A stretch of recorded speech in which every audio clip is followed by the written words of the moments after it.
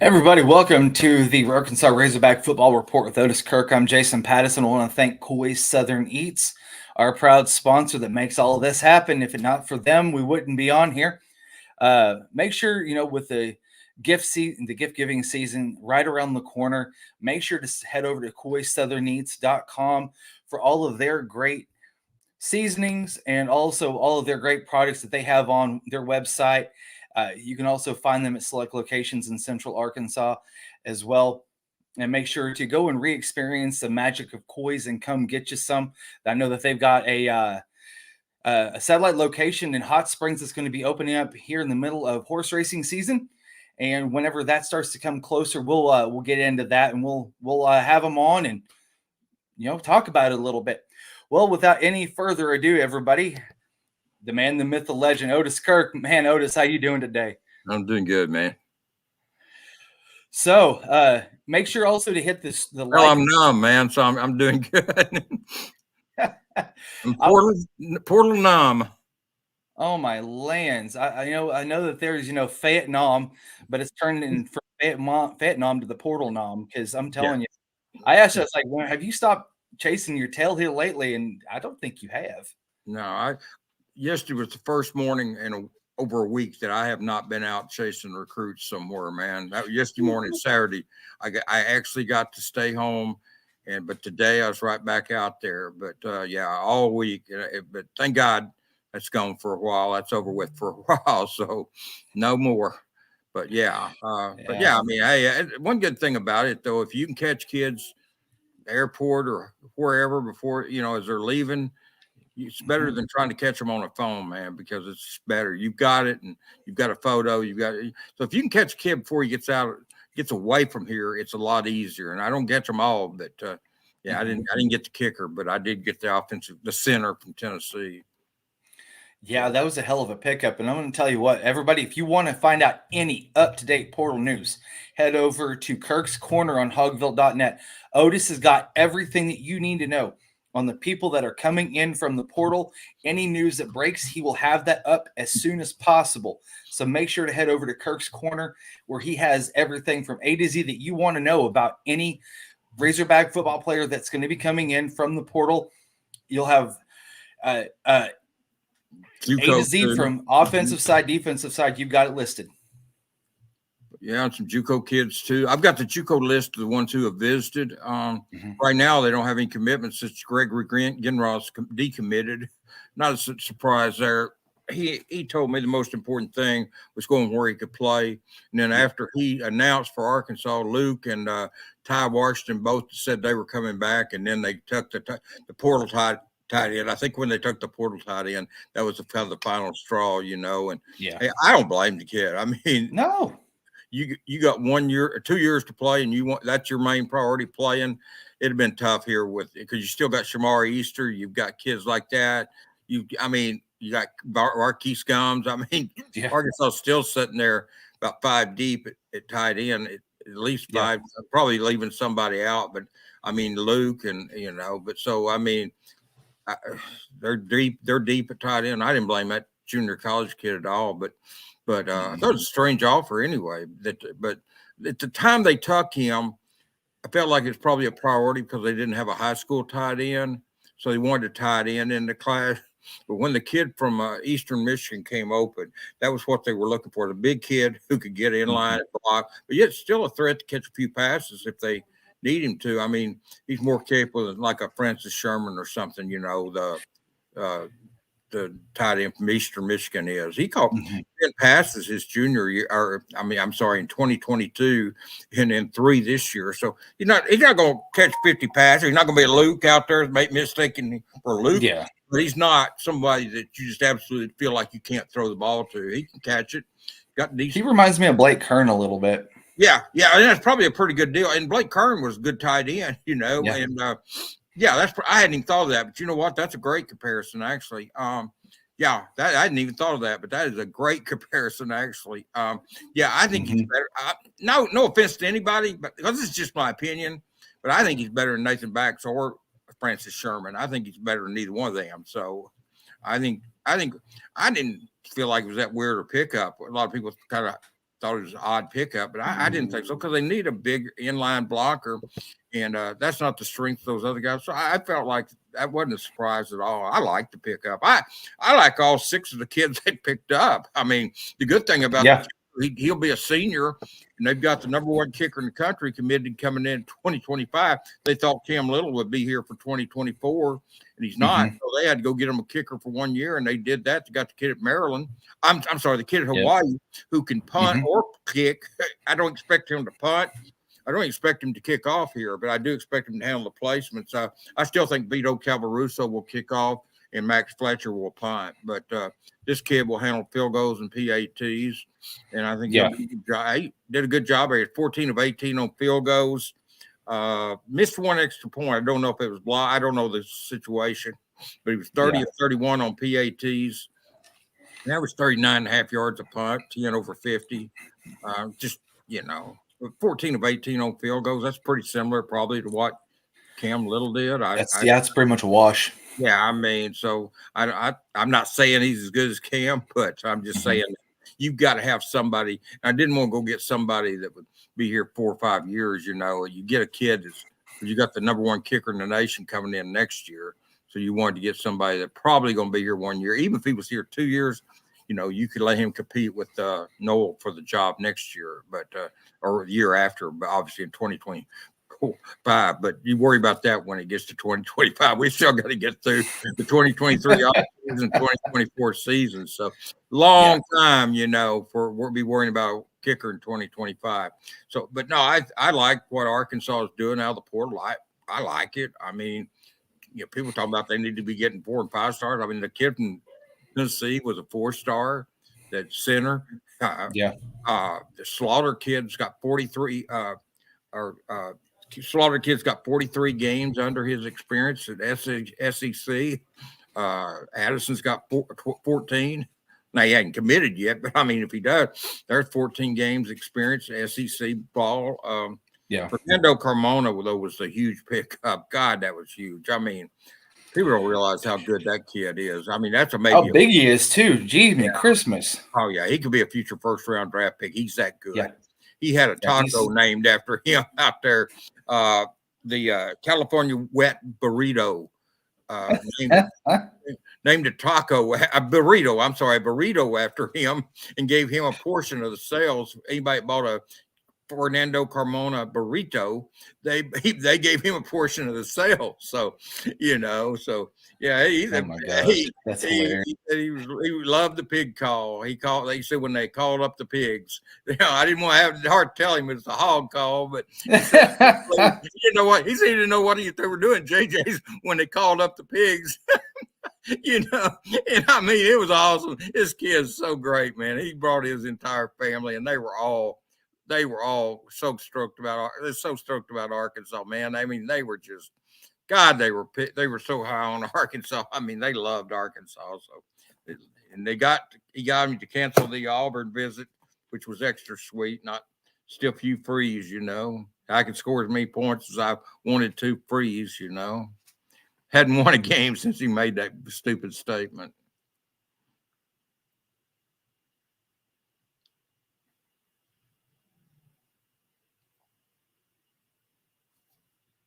Are you frozen, Jason? I think we're frozen, man.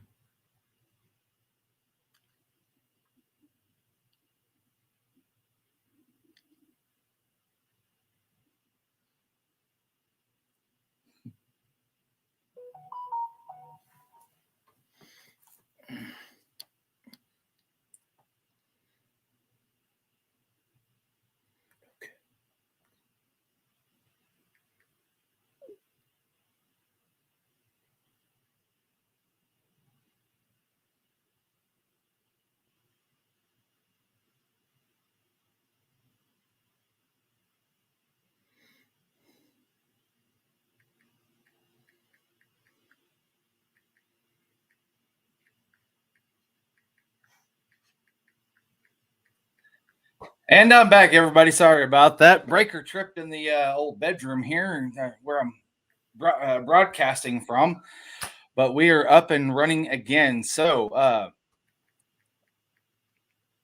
Blair A, I want to thank you for joining today. That's great. Otis, if you can hear me, I am live and ready to Yeah, go. I'm sorry. I can hear you now. Yeah. Yeah, Alex Stallings, why isn't Arkansas showing the Archers any love at all? Otis, can you expand on that at all by chance? I didn't know they weren't. I mean, I didn't know they weren't. Okay. Archer's a sophomore. I mean, right now they're trying to get the 2024 class. I mean, Yeah. they're busting their butts with the portal. I mean, from AM to dark. So I don't know what they expect. I don't know what the Archers are expecting. I mean, I don't know what they're wanting because they had a junior day and they weren't here, but I don't even know if they were invited. I don't know what to do. I haven't heard they weren't showing any love to the Archers. I haven't heard anything about that. I just know that some schools have offered cash and some people got upset that they hadn't offered cane here at Arkansas. But what you got to understand is if Arkansas offers cash, it's going to be an offer because he's cash. It's not going to be an offer to try to get cane.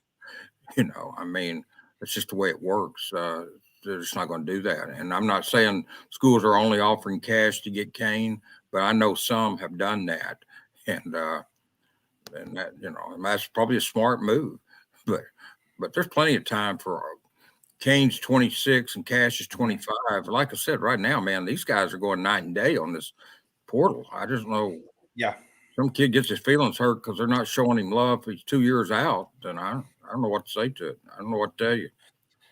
Yeah. I mean, I know that Sam and his staff has been working, like you said, they've been working tirelessly.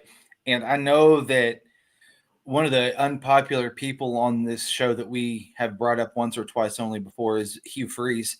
But I will say that he did say something that really resonated with me, is that I feel like all the coaches in the SEC, more or less NCAA, are going through this because if they have, he said, I recruit 20 guys because I know that there are at least 20 seniors that are leaving or guys that are not seniors that I know for a fact they're either going to retire or they are not going to be able to physically play football anymore. He said, I got 20 guys. So I go out and I try to get 20 guys from high school JUCO ranks, right?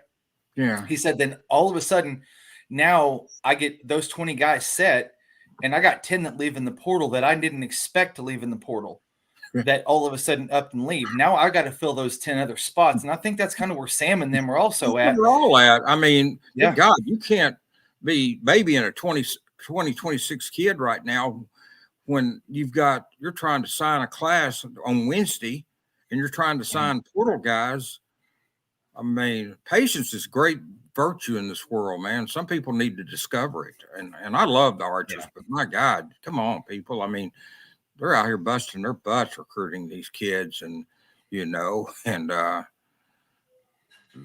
got to take care of this class that they're trying to sign Wednesday first before one thing about the early signing period, one thing it does do, once they get it done and they go out in January, then they probably will go by Greenwood and a lot of schools for the underclassmen because they have the majority or maybe all of the high school part of their signing class done in January and December. So they may even be done with the high school. If they're recruiting another high school kid or two, it would be small number. And then the portal kids, most of them have made a decision by then. So that last 2 or 3 weeks that they go out in January, they'll be seeing a lot of the underclassmen. And I'm sure the Archers will be on that list. But right now, I mean, you got to show some patience, people. I mean, this stuff's not, you can't be in 100 places at one time. And there's signing these kids, probably you got kids leaving and trying to get in the portal that you didn't expect. You got some that you wanted to get in there, and they did, but you're just getting hit from all directions. They don't have time to be spending a lot of time on underclassmen right now. They just don't. Yep. I want to thank all the Twitter followers that are joining us. Kyle Simpson, Brian, Stan Lit, Blair A, and also Derek Hill. Thank you all for joining us today. I know that KJ and everybody saw it right after On3 had put it out there that KJ has entered the portal finally. I did see a unconfirmed report that he was staying with Arkansas until the final payment for his NIL money for the month had came through. I don't know exactly how truthful that is. I don't want to report saying that that's true, because I think that's, unless it comes from KJ, I don't think that that should be something that's true to form. Now, if he comes out and says that, that's his deal. But until then, he made his decision on the day that he wanted to make it known. Yeah. And that's when On Three put up. Turned right to do what he wants to when he wants to. He gave him 5 years. Hell yeah. And I mean, most kids don't give you 5 years. He sat through his first year here. They brought in two transfers from the portal. The next year they brought in one. And so he sat behind 3 transfer portal kids and finally waited his turn. There again, he had patience. That's what I'm talking about. A little patience, man. It's a wonderful thing when you discover patience in this world instead of just getting pissed off when something doesn't go your way that day. I mean, you got to show a little patience in this world, man, and understand this recruiting is a process. And as great as some players are, they're still not in this class. And right now, this class has to be their priority, man. Yeah. And that's one of the things, with KJ finally going into the portal, and I was talking to a couple of former Razorbacks,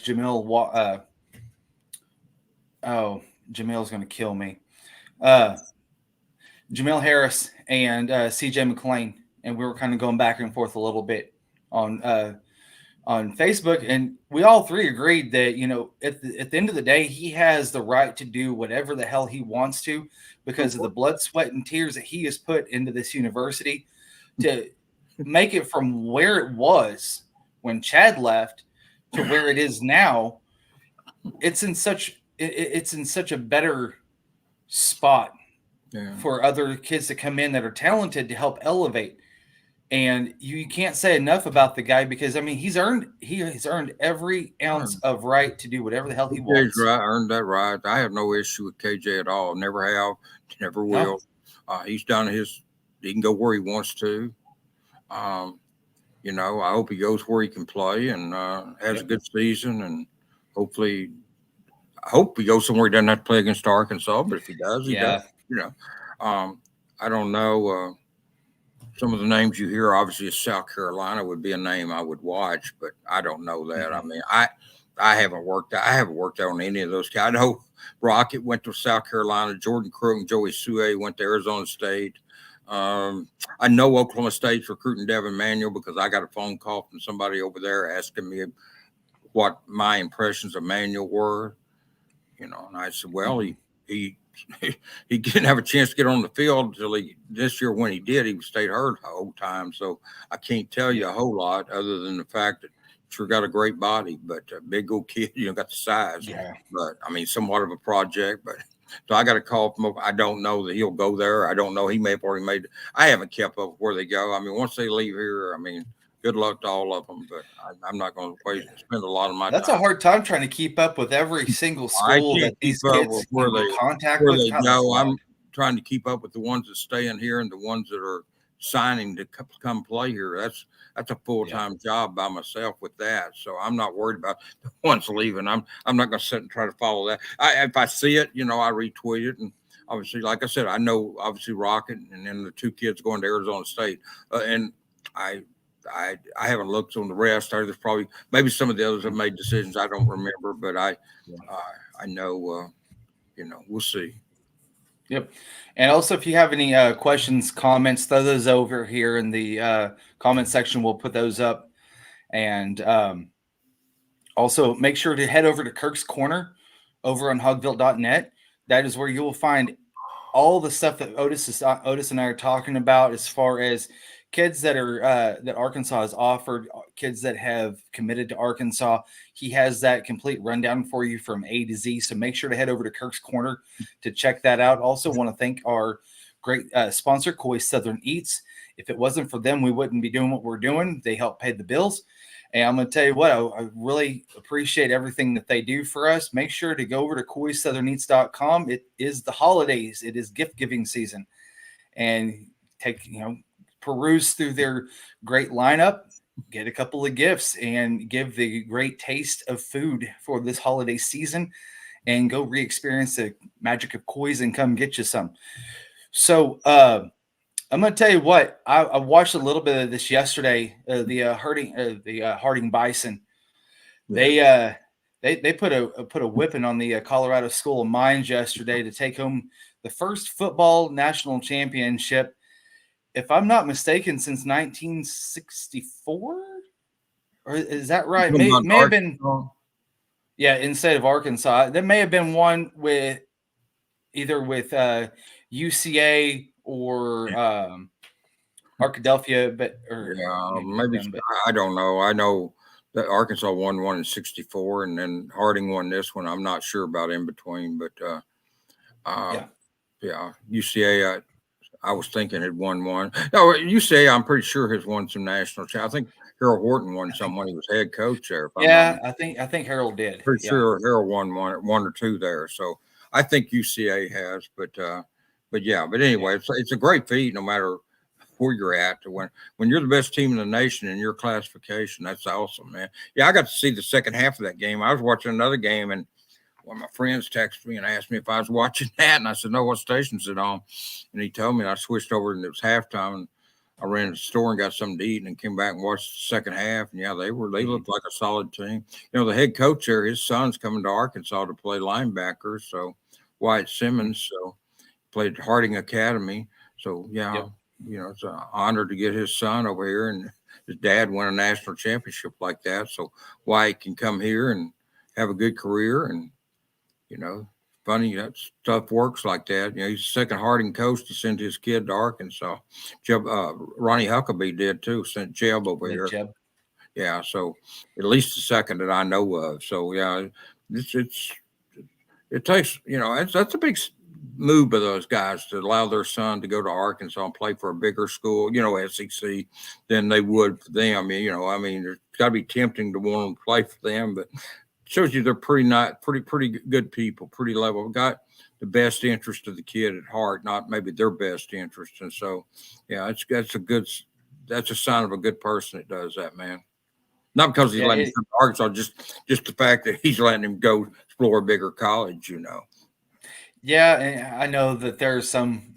I don't want to pigeonhole anybody in one area, but you know, it's always great whenever a parent can say, "Hey, come play for my school," and that's one of the one of those things that a parent would dream of, is to be able to coach their child and win at the same time. Yeah, and for him to say, "Hey, go explore your own self and make sure to get into a Power 5 school and do the best you can." That's always a great story too. I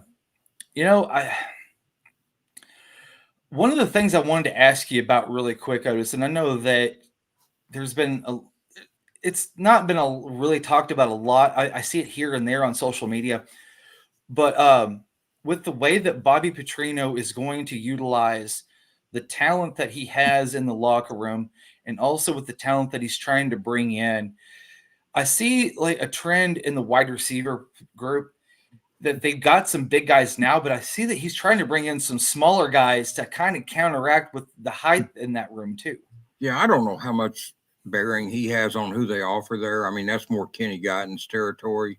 So I don't know how much Bobby Petrino really plays into who they offer there. But I felt like Arkansas needs to get some smaller, shiftier receivers. It's good to have the big guys, and they've made an emphasis on getting those, but they do need some guys that can, you're going to do that spread and hurry up. You can get those guys out there and throw the ball and let them make yards after the catch, make plays after the catch. I felt like Arkansas needed to go in that direction for a while.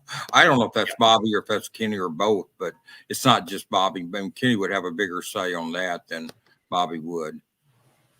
I think Bobby's calling all the shots on offense. That's not the case. He's calling the shots at quarterback, and he will call the plays, but he's not dictating who they get on the offensive line or who they get at receiver. So I think people are mistaken with that. That's not the way it happens. That's not the way it works. Yep.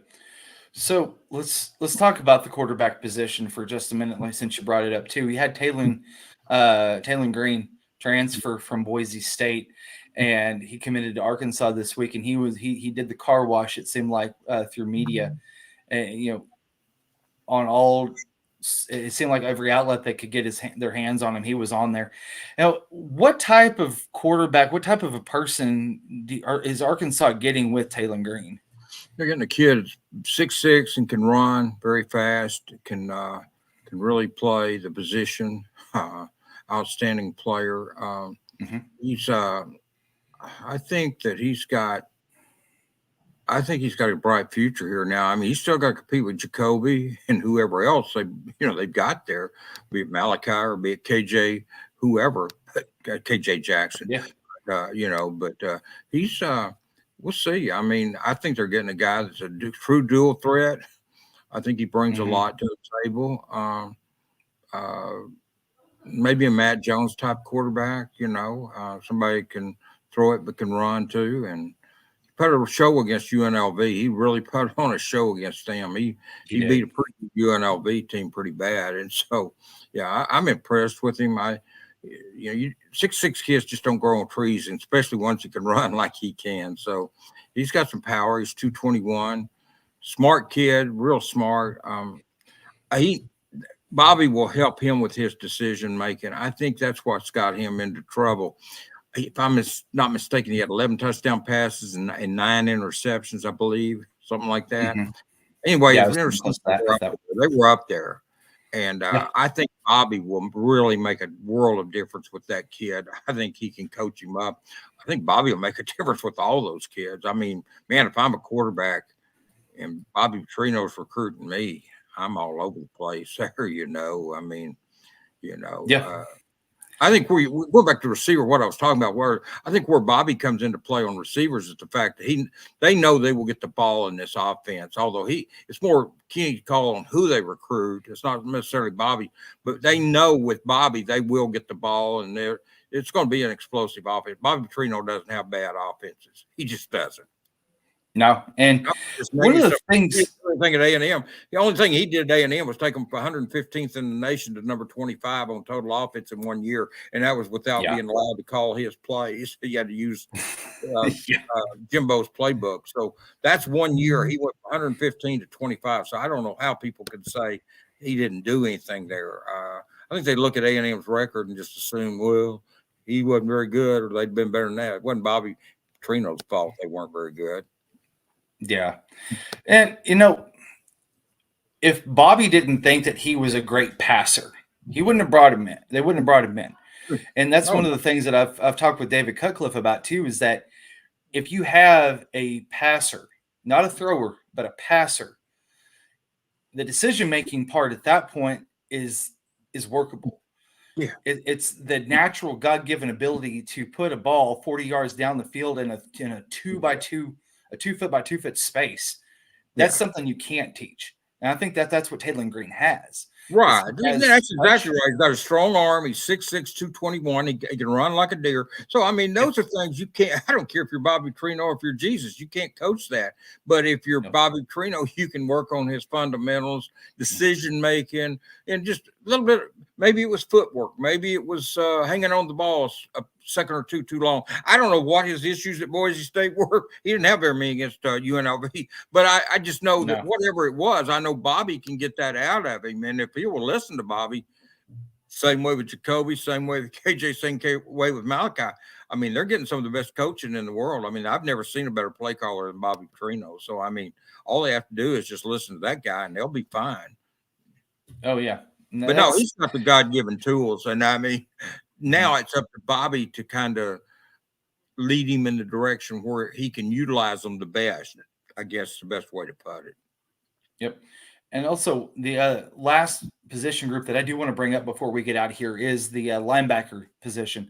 Because, I mean, we've seen a few now leave. We've seen Poop Hall leave. We've seen Manny Powell leave. We've seen Jordan Crook. He's left as well. But you also have to look and see what's in the tank too, and what they have coming in. And of course, always go over to your side of hogville.net and Kirk's Corner. You've got all of that. Xavier Story's who they're really trying to sign from Georgia. That's the kid they want. former 5-star player and went to IMG Academy, went to Georgia, 3 years of SEC experience, so you know what you're getting. That's who they want. Thomas and watch out. Yeah, you get him. Now, the thing about it is they can get him, but I still look for them to sign another linebacker in the spring or something, or later on in this early period, before the school classes start in January. I still think they'll sign. I think they'll bring in probably 2 linebackers, but Sorey right now is the priority. Hey, let me clarify something I said earlier, Todd, because Jason, because I don't want this to be taken wrong. When I said that about Cash, what I'm saying, I have made it clear on here and on Pig Trail Nation, I think they should offer Cash. But all I'm saying, and I think I've gone on record saying they should offer Cash, they should offer Cody Taylor. I've said it, gone on record, and I'm not just saying that to be friends with them. I really believe that. But what I'm saying about Cash is Arkansas is not going to offer him to get Kane. If they offer Cash, and I think they will eventually, and it will be because they want Cash as a football player. I do feel.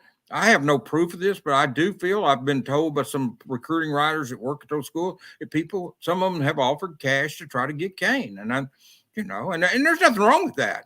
But I'm just saying all I'm saying is Arkansas is not going to do that. So I just think that Kane and Cash and Adam Nolan's got to be a little patient down there, and everything will work out.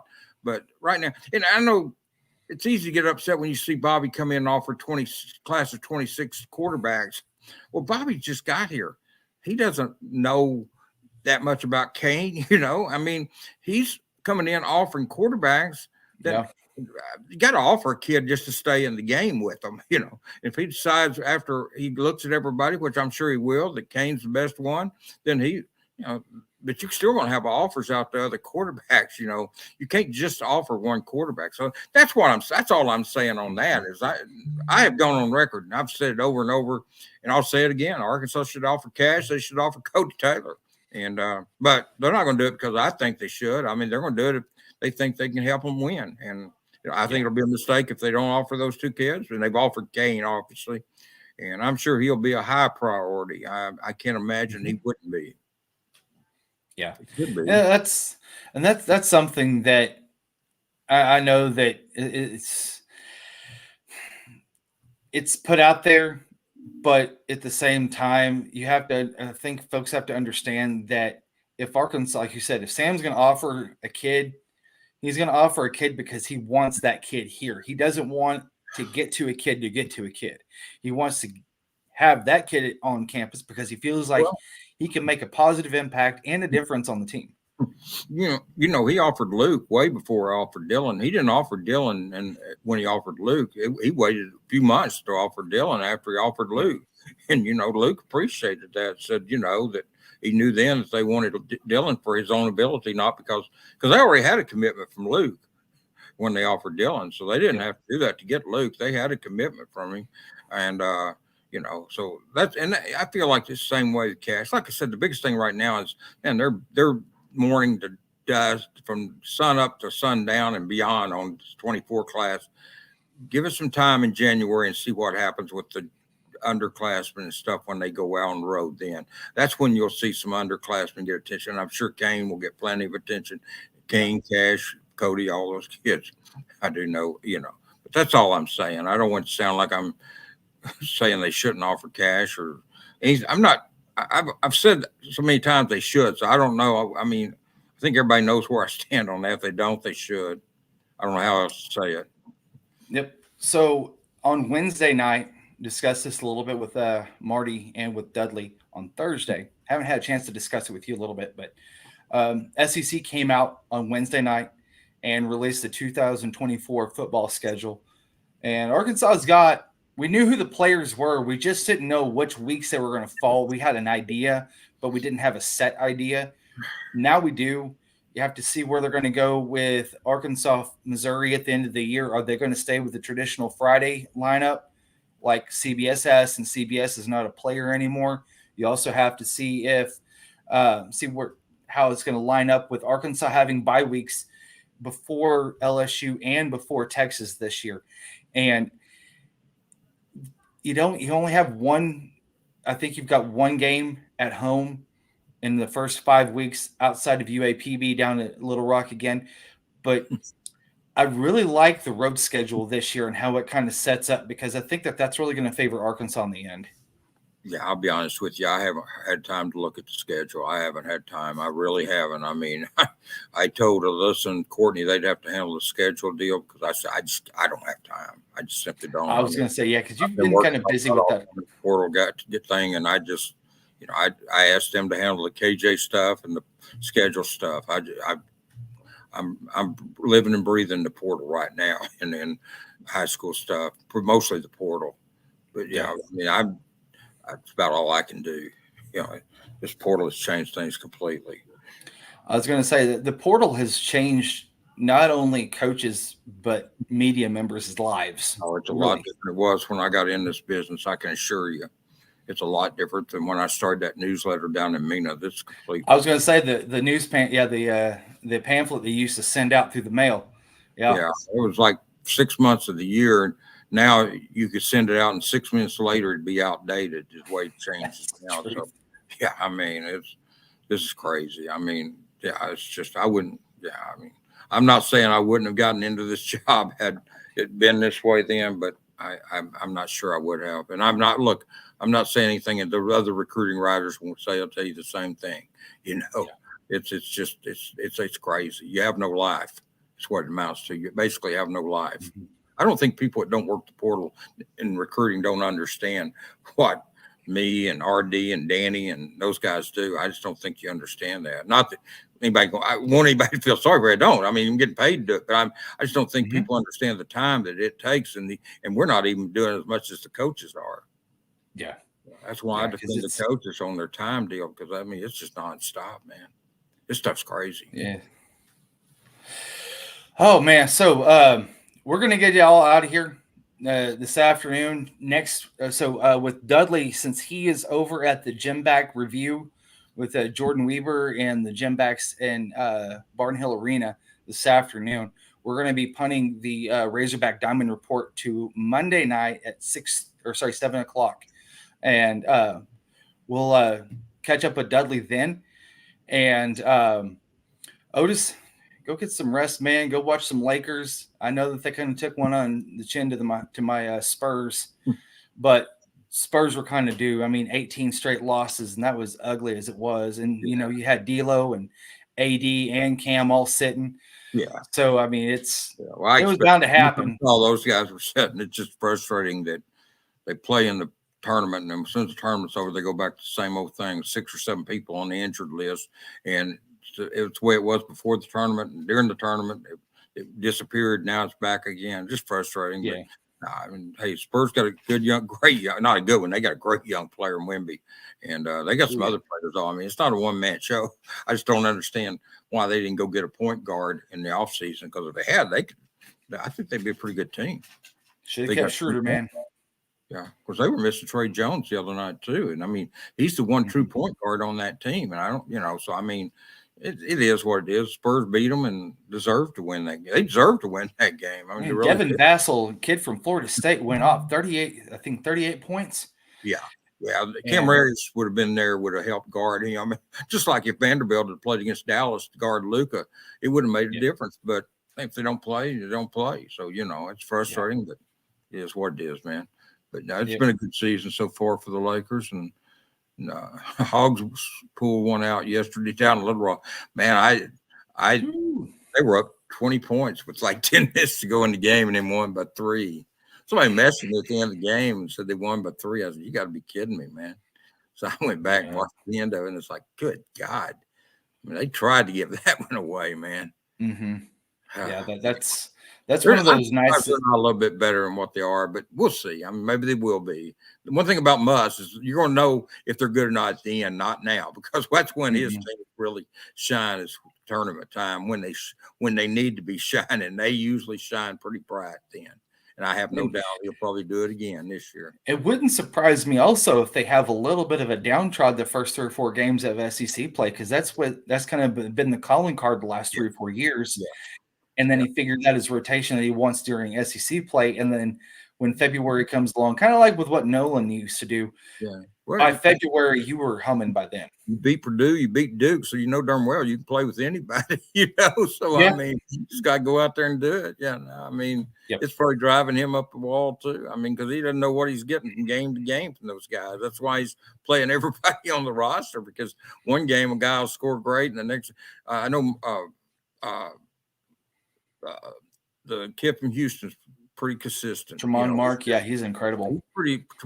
Tremont Mark is pretty consistent, but some of those guys are not very consistent, man. And I mean, that's what's hurting them right now. I mean, I think they need more offense from Devo, more offense from Brazil, and be more aggressive on that end of the court. I agree. It's great they play defense, but I think they need to be more aggressive on the offensive end too. And I definitely think that, but like I said, I don't ever judge Mouse's teams till the end, man. And I mean, they've been there 3 or 4 years in a row, whatever it was, Elite Eights and Sweet 16. So I figure he'll have this team playing the best when it needs to be playing the best.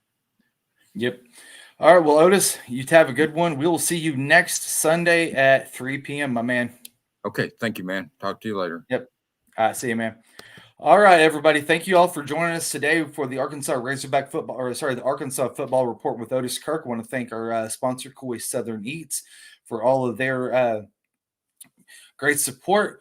Make sure to go over to KoiSouthernEats.com to check out all of their great gift ideas, rubs, and all sorts of spices. You can go on there and give the gift of great food. And since it's the holidays, this is the perfect time to head over there. You can also find all of their products in select stores in Little Rock, Central Arkansas, Northeast, Northwest Arkansas, and on Amazon.com and Walmart.com. Go and re-experience the magic of Koi's and come get you some. And I'm Jason Pattison, and I want to thank you guys all for joining us today, and we will see you soon.